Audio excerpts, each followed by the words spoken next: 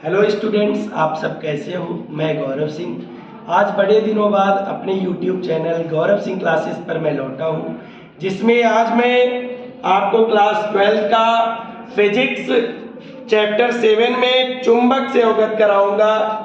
ये चुंबकीय क्षेत्र की बात करेंगे, इसमें ओस्टेट का प्रयोग देखेंगे, बायो-सेवर्ट का नियम देखेंगे।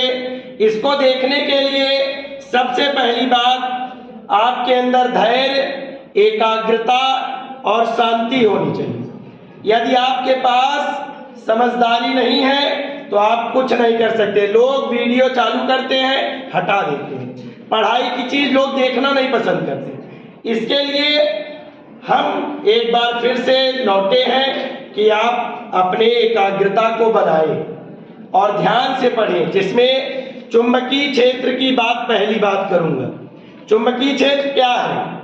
किसी चुंबक के चारों ओर का वह क्षेत्र जिसमें किसी चुंबकीय सुई पर एक बल आघूर्ण लगता है, जिसके कारण वह घूमकर एक निश्चित दिशा उत्तर दक्षिण दिशा में ठहरती है।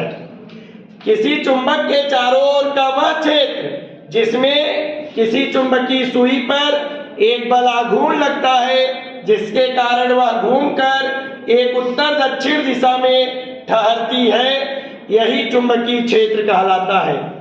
किसी चुंबक के चारों ओर का वह क्षेत्र जिसमें किसी चुंबकीय सुई पर एक बल आघूर्ण लगता है, जिसके कारण वह घूमकर एक निश्चित दिशा उत्तर दक्षिण दिशा में ठहरती है। इसके बाद जो चर्चा में आएगा वो आएगा ओस्टेट का प्रयोग। अब ओस्टेट का प्रयोग है क्या, ध्यान से सुनेंगे। जिस प्रकार किसी चुंबक के चारों ओर चुंबकीय क्षेत्र उत्पन्न हो जाता है, ठीक उसी प्रकार यदि किसी चालक तार में धारा प्रवाहित हो रही हो तो उसके चारों ओर भी चुंबकीय क्षेत्र उत्पन्न हो जाता है। जिस प्रकार किसी चुंबक के चारों ओर चुंबकीय क्षेत्र उत्पन्न होता है, ठीक उसी प्रकार यदि किसी चालक तार में धारा प्रवाहित हो रही हो तो उसके चारों ओर भी चुंबकीय क्षेत्र उत्पन्न हो जाता है। यही ओस्टेट का प्रयोग है। जिस प्रकार किसी चुंबक के चारों ओर चुंबकीय क्षेत्र उत्पन्न होता है, ठीक उसी प्रकार यदि किसी चालक तार में धारा प्रवाहित हो रही हो तो उसके चारों ओर चुंबकीय क्षेत्र उत्पन्न हो जाता है। इसका एक प्रूफ हम देखेंगे, बड़े ध्यान से देखेंगे। ये एक प्रयोग है। उस प्रयोग को देखने से पहले चैनल को सब्सक्राइब करना, लाइक करना और बेल आइकन को दबाना ना भूलें। ध्यान से सुनेंगे ओस्टेट का प्रयोग क्या है।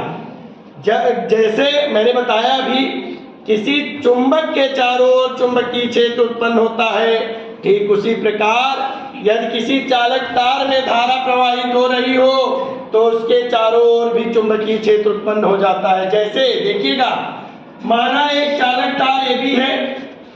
अब उसके सिरों को हम एक सेल और एक कुंजी के द्वारा जोड़े हैं। उसके जस्ट समांतर एक मैंने चुंबकीय सुई यानी रख दिया गया।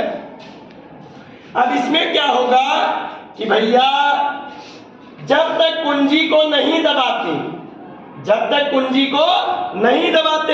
तब तक चुंबकीय सुई तार के समांतर वैसे की वैसी बनी रहती है।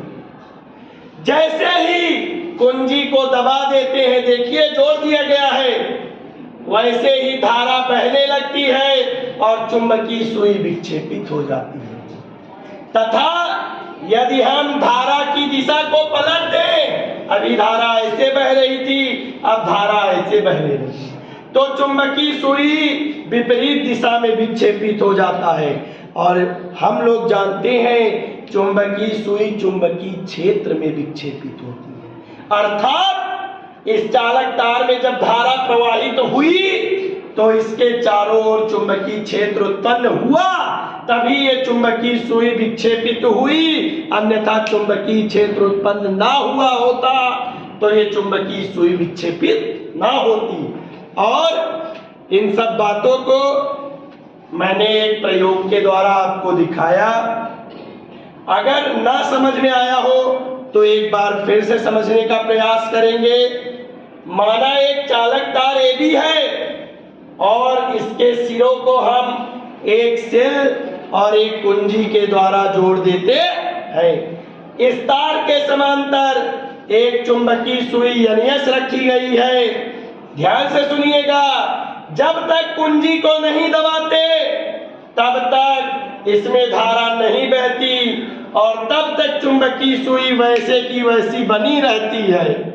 जैसे ही कुंजी को दबाते हैं और धारा प्रवाहित होती है, वैसे ही ये चुंबकीय सुई विक्षेपित हो जाती है, जबकि इससे टच भी नहीं है। मतलब इसके चारों ओर, इस तार के चारों ओर चुंबकीय क्षेत्र उत्पन्न हुई, तभी तो ये विक्षेपित हो गई।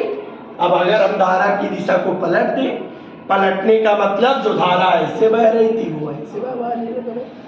जब धारा की दिशा को पलट देंगे तो चुंबकीय सुई विपरीत दिशा में विक्षेपित हो जाती है।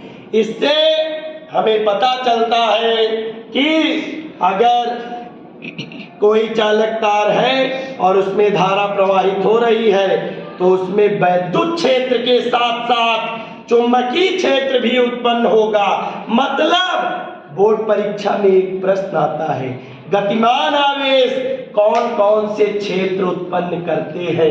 गतिमान आवेश कौन कौन से क्षेत्र उत्पन्न करते हैं? वैद्युत क्षेत्र, चुंबकीय क्षेत्र, दोनों, इनमें से कोई नहीं।